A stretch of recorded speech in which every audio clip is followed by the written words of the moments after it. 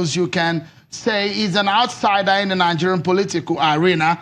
Joining me tonight is a media entrepreneur, the publisher of Sowore Reporters, and a presidential aspirant, Omoyele Sowore. Thank you so much for coming on the program tonight. Thank you for bringing me on the show. It's quite interesting. A lot of people who knew you when you were a union leader in University of Lagos will say, what exactly is it coming to do? Wanted to become a president? Some have even criticized it to say that's asking far too much.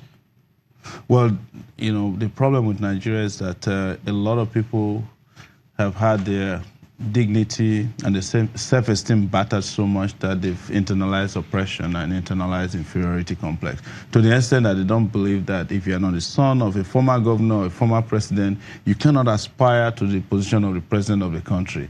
And so they ask you to go and become a councillor, but they have forgotten that for people like me, when some of the characters today, some of the players in our political arena today were hiding under their bed, I was fighting for the democracy that we have today. It will be 20 years by 2019 that our democracy that we fought for as student leaders from 1989 to 1999 came to be. So I am not actually a neophyte, as you've implied. It's only that I have not been involved in electoral politics in the sense that I've not been a partisan politician. I've worked. So unionism is on one hand, politics, mainstream politics is on one hand. So if you refer to Donald Trump as an outsider, he was even referred to as an outsider. Yeah. He is an outsider in the mainstream politics. So you are. I don't want to use Donald Trump as a yardstick for judging myself. That would be going too far, extremely to somewhere I don't want to go, because I have my reservation about his personality. But if you want to use that, I don't even fit in. I fit in into an area where I have been a monitor and a fighter for democratic rule in the country. I have been part of every democratic development in Nigeria, from the period of June 12th to the period where we eventually transitioned from military rule to democratic rule, or whatever you want to call it. I was part of the people who fought against third term by former President Obasanjo, fought to help a minority presidential person, vice president then, to become a president of Nigeria. Fought. In what way were you fighting this? Oh, you know, there used to be something called the Yaradua cabal in this country. When former President Yaradua was sick in Saudi Arabia, brain dead, and the cabal held this country to ransom. It was through a media platform I operated, known as Sowore Reporters, that we were able to find out that he was sick and we needed to move from him to another person. That was Jonathan, who was his VP then. But all the forces around the cabal made it impossible for Jonathan to even know the real state of health of Jonathan, or for the Nigerian people to do so. We came up and said so, and with the reporting we're doing constantly, Nigeria was able to find out that they didn't have a president anymore. There were protests, and Jonathan came to power. Mr. Sowore, yes. Because the big question would be, leadership, political leadership is different from unionism. No, you are. And a lot of Nigerians will ask you. A lot of people will look at your profile. You keep mentioning unionism as if it's the only thing I've ever done in my life. No, that's what a lot of people know you for. No, it's not true. I mean, especially those who have followed you for a long time. I think recently most people actually know me as a media entrepreneur who created one of the best media platforms in this country that challenged the status quo and had become successful and competed globally. That's the Sowore Reporters. So you cannot claim that the last time you heard about me was as No, I'm not saying the last time. But I'm saying that what looks like what you want to do now is what I'm relating to. But the question would be your profile and your credential in wanting to be a president of Nigeria. What does a president of Nigeria want to be? Is a person who has political will to do what is right, is a person who is well educated, intellectual enough, somebody who has integrity.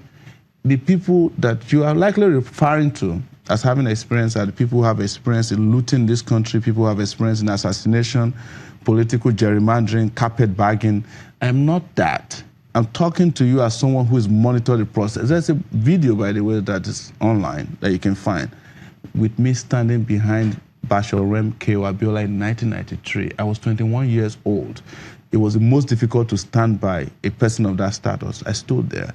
And you cannot just look at me and say people who were hiding under their bed in 1992 who came and benefited from my sweat are more qualified than me. That's what I'm trying to explain to you. What is the reason, your main reason for coming out this time? We've got to a point where Nigerians like me across the country, across the world are saying enough is enough. We no longer want very mediocre leaders, very corrupt leaders, leaders who are unprepared, and leaders who don't know their left from their right. There's also an issue of age, and I'm not saying that because if you say age, then you have to look about young people who are not exactly the right people for the positions they're occupying now. In the Senate and the House of Rep, some of them are governors, but young people who have astute qualities to be able to defend what the people of this country want, how they want it, and how it can be achieved. People who have exposure, people who have done the right things when it's difficult to do so. And that's where I come in. So those ones, and if you want to talk about education, I'll probably be the first candidate at this time who has a master's degree in public administration from an Ivy League school in the US. I graduated from Unilag, and I went to the US and obtained a master's degree at Columbia University in New York. I don't want to brag, but I'm more qualified than any of these guys that you have out there today who are running this country. That's why I said the other day, without missing words, when I arrived in Nigeria, that I can run this country better than the current rulers or leaders. Even in my sleep, this country will be run better than they are doing. Because I will take you up on how you hope to I hope you have more time. Time is never a friend here. Yes. But we try as much as possible to touch on very sensitive issues as much as the political landscape is concerned. Yes. When President Muhammadu Buhari declared he was going to run for 2019, how does that make you? Or how it did didn't that make me you feel anyhow. It's the same way President Goodluck Jonathan declared I was running for 2015. It didn't make me feel anyhow. I knew he was going to lose, and I'm convinced that President Buhari, having disappointed and failed as a leader and disappointed majority of Nigerians, will lose in 2019. What makes you feel so? Because, and when you say someone fails, how do you describe what were his plans for coming to power? He promised security, but the people of Dachi know better. Boko Haram is still flourishing. They said they will bring about... You say flourishing? Boko Haram walked into Dapchi, picked up 110 girls. When they were done with the negotiation, they walked back and even addressed a rally in Dapchi. It's never happened in the country. It happened under Jonathan, but they weren't that brazen. It shows that they are virtually upgraded in terms of their audacity to do what they like. He promised that they'll make this economy better, they'll fight corruption, but you know what their corruption is about. APC has a list today that's a joke. PDP has a list. But they are doing us a favor. When we come to power in 2019, we take the APC list and the PDP list, and they can then go figure it out at the EFCC. But when you're talking about President Muhammadu Buhari, perhaps you've lost sight of the kind of person he is in terms of political mileage that he's gotten over the last years. He's contested about 4 times now. And if you look at his he's lost 3 times. But at every point that he contested, he's gotten nothing less than 10 million votes. So let me do the math for you. He used to get 12 million votes from people who believed that he could deliver. And they included people in Benue, they include people in Plateau, they included people in Borno who thought that he could do it. They included Nigerian young people who felt that he would give them employment, he would give them a corruption-free country, he would give them electricity, he would give them, a country where people are not stealing. But all of those people, if you take them out, I just came back from Kano, well received. We went to Kaduna to have a town hall meeting, huge reception. And what we heard in the North in particular, which was shocking and amazing to me, was that every person we met was, especially poor people, Talakawas were saying, we want our children to go to school. They kept saying Makaranta, Makaranta, which means that they know that if their children are educated, they have social security for the future. All right. Buhari has failed completely to deliver on that. No credit at all for this government. Oh, come on. If there is, it will be on your show. Oh, really? Yes. So let me talk about what you plan to do differently. Yes. I've seen some of your 8-point agenda of your manifesto. You said you're going to create 5 million new jobs, Yes. 100,000 minimum wage to That's federal correct. workers, 17 million new homes, Yes. power capacity to 24,000. How do you hope to achieve this? First and foremost, 5 million new jobs. How do you hope to do that? So if, for example, we build 4,500 megawatts of electricity through solar alone in northern Nigeria, right? It will create nothing less than 1 million jobs. Because just to put the pieces together, as they did in Morocco recently, Morocco is now supplying power to France and Malta, just because through solar, it will engage nothing less than 1 million people. If we hire 200,000 teachers that we promised to do first quarter in office, it will hire 1,000. If we purge the civil service of ghost workers, 80,000 of them in the police alone, and we put in real people, that will give us nothing less than 500,000 jobs. If we put Nigerians to work to build power lines, bridges, rail lines, and the construction site that we plan to put Nigeria into, we're going to have 2 million people engaged there.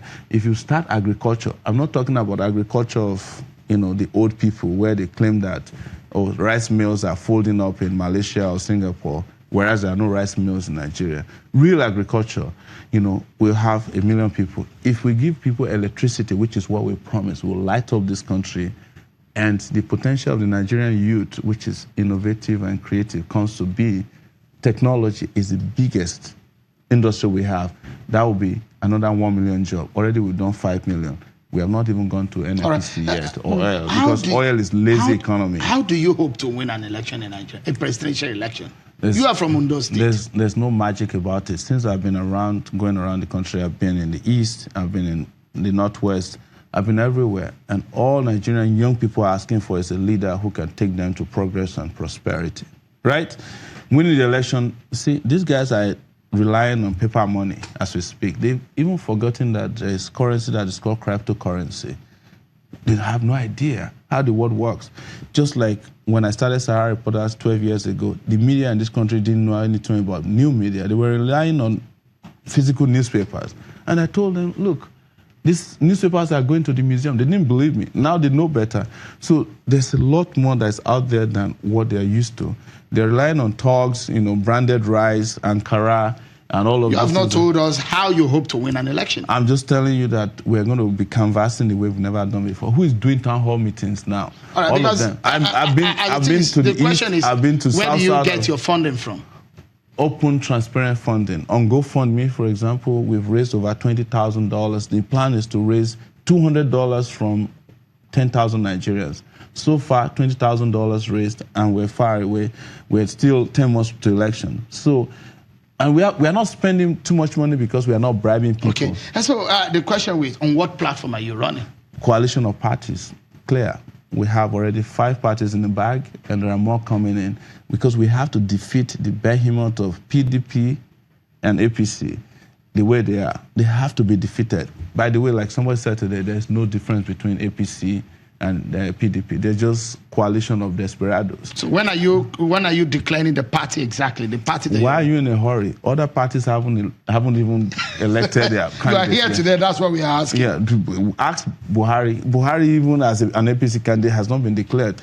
Whomever is contesting on other platforms have not been declared. Why are you in a hurry with us? We love it that you're asking us, because it seems like you all are excited about the future, and we love that. Mr. Omoyele Sowore, media entrepreneur, and someone who has declared that he wants to run for the #1 job in Nigeria, has been talking to me. Many thanks for your time on the program tonight. It's a pleasure talking to you, and I wish you all the best. I'll see you.